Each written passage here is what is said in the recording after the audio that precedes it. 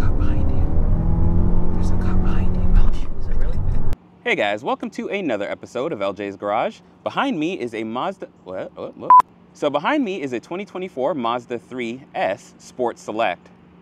Or is it S Sport Select?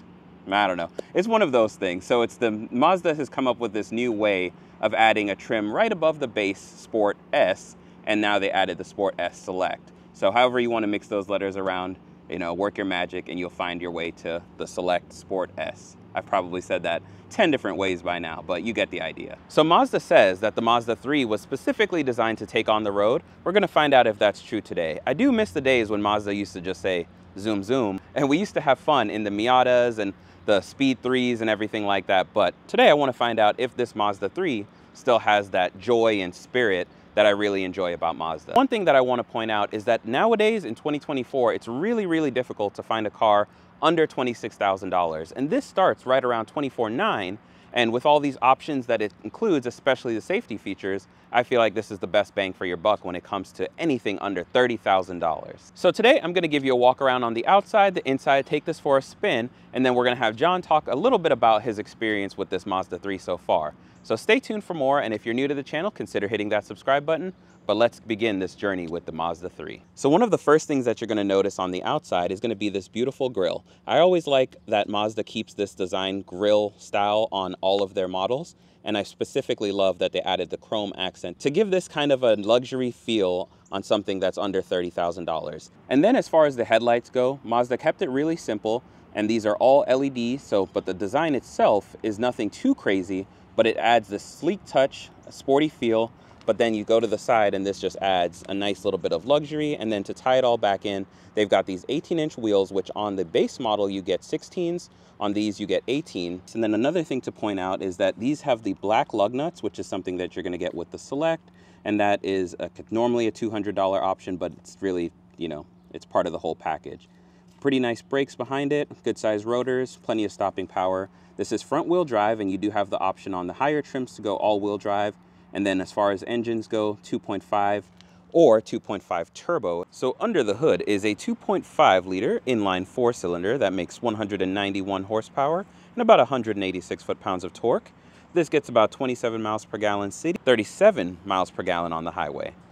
So pretty great gas mileage, and it's got about a 13-gallon tank, so you guys go ahead and do the math. On the back of this, you'll notice that it has the Skyactiv G badge, which is just Mazda's fancy way of saying it's a low emissions vehicle. And you can tell by the fuel economy that they really mean business on the Skyactiv engines. And then on the back of the Mazda 3, you're gonna notice you've got your Mazda 3 badge in case you ever forget that you're driving a Mazda 3.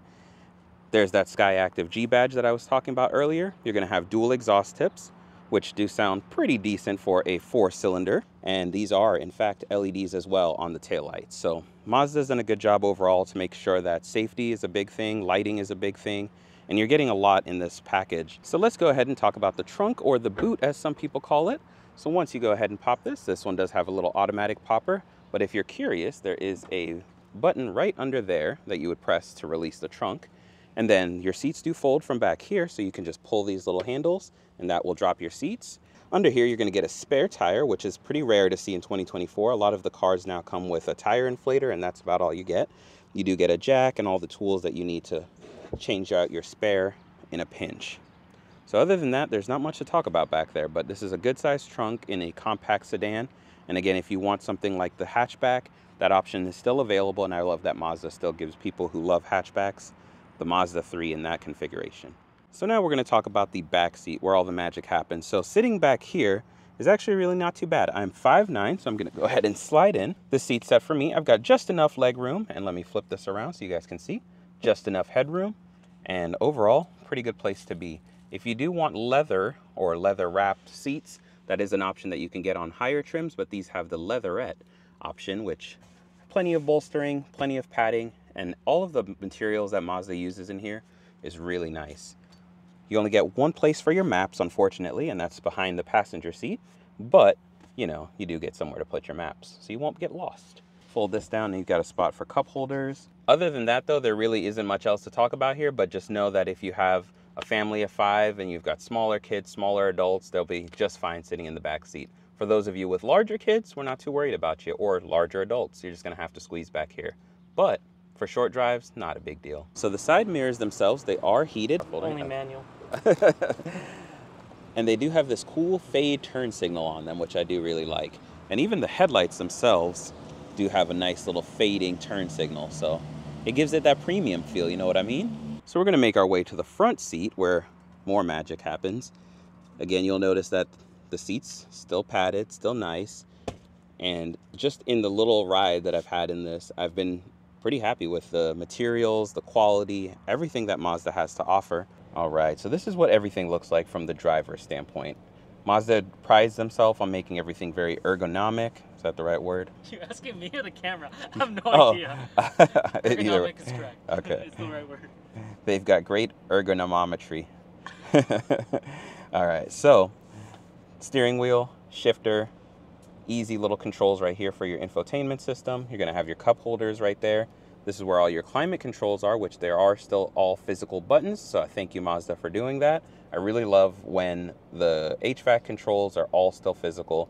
None of that jumping through the screen stuff, which I'm getting more familiar with it and more used to it, but not a huge fan. You do have this 8.8-inch screen right here. And unfortunately, this isn't touchscreen or anything like that, but you do have Android Auto, Apple CarPlay, wired. But again, not a big deal. So before we dive into this screen itself, we're gonna talk about everything else over here. On your steering wheel, you're gonna have your cruise control settings, which are gonna be on this right-hand side. On the left-hand side, you'll have your little shortcuts for your media. All of that stuff is pretty self-explanatory, so I'm not gonna dive too far into that. So on this trim, you're gonna get analog gauges on the outer ones, and then the inside screen is gonna be a digital cluster. And then you can hit this info button on the steering wheel, and that'll allow you to shift through that screen.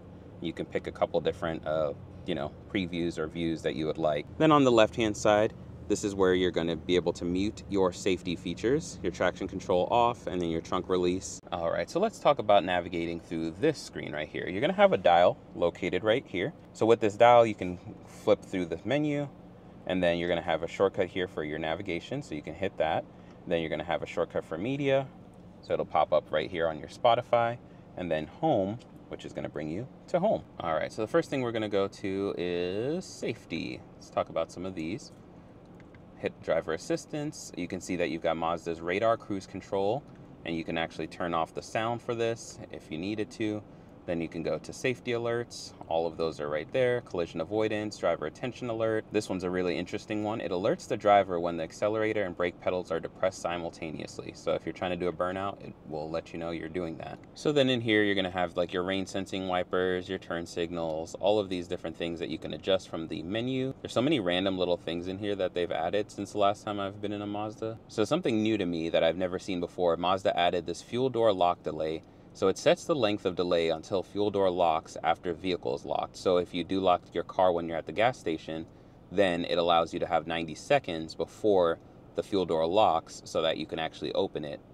That's pretty cool, something that I never knew I needed, I guess. So then in collision avoidance, you've got lane keep assist settings, and then you've got smart brake support. And then this enables the car to pretty much have forward collision avoidance, and it's going to automatically hit the brakes if it detects that you're going to hit something. So you can actually have it the normal, late, or very early. So whatever you like is your choice.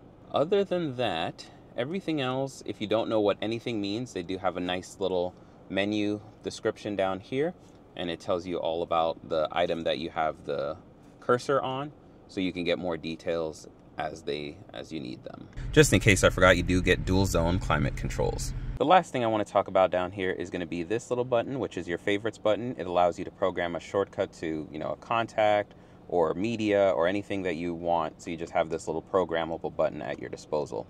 Other than that, shifter standard. You've got two different modes here, sport and eco, pretty much, or just your base mode. Then cup holders and a little compartment for your phone, and glove box over there, and passenger seat right there. And then inside your center console, you're gonna have two little points to charge, and then a pretty good amount of storage space and a little divider for stuff. The last couple things to point out is your visors. They do have LED lights right above them, so you're gonna have the ability to put on your makeup and all those good things without any issues. Got a place for sunglasses, which cool, Mazda still offers that. These are starting to become hard to find. So what are your first initial thoughts? And you've had this for 2 weeks? About 2.5. Yeah. Yeah. What are your first thoughts on it so far? My first thoughts is the car feels really nice to drive. I'll say that right now. That's huge. It was one of the things I was looking for when I was browsing for cars this size.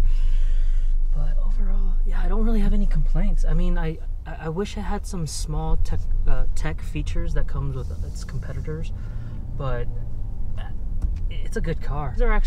I actually bought these from a store because it doesn't come with it, so you don't get that kind of extra storage space that comes with the other vehicles. But like, these are super minor things that I don't even think about when I'm driving it. Yeah. Just like later down the week when I wanted and needed those things, it was easy to find. So, yeah. It's really not much of a complaint. Just a minor thing to note. Yeah. Okay. Do you feel like the 190 horsepower is peppy enough? Oh yeah, absolutely. I will say this, when I put into the sports mode, it basically means that tomorrow I'm getting gas. It sacrifices fuel economy that bad? I don't know. Or is it just your driving habit? Maybe I'm just left-footed? Yeah, exactly. Okay. But when you put the foot down, the power to pedal ratio or whatever, it feels pretty instantaneous. Like, there's not much of a gap between me needing to take off and before the car responds. Okay, so that's good. Especially when you got to get in and out of traffic or merge on highways and stuff. So no issues with that. Is what you're saying. Definitely feel like I'm faster compared to the base model Civics. Yeah. When both of us take off, I feel like I have an edge, and I get to 60 before they do. Yeah. Okay, that's pretty good to know. So this comes with a 6-speed automatic transmission, and I think Mazda still offers a manual on these in the base trim, if I'm not mistaken. They do. So that's pretty cool that they, even bother. Because a lot of manufacturers, they're like, yeah, what's the point? No one's buying them with a manual anymore. I wasn't looking for specific advantages of the hatchback, and the sedan just feels more mature. Yeah, that's fair. And it just looks more mature. I'm not saying like the Civic doesn't look good, but Civic has that bit of boyishness to it that I wasn't quite looking for at this point. The hot hatch feel. Yeah. Just don't kill us. Oh yeah, this is plenty peppy.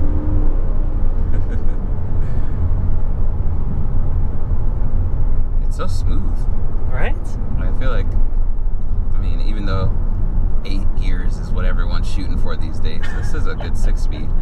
Toyota was still running the 4 or 5 speeds for way too long.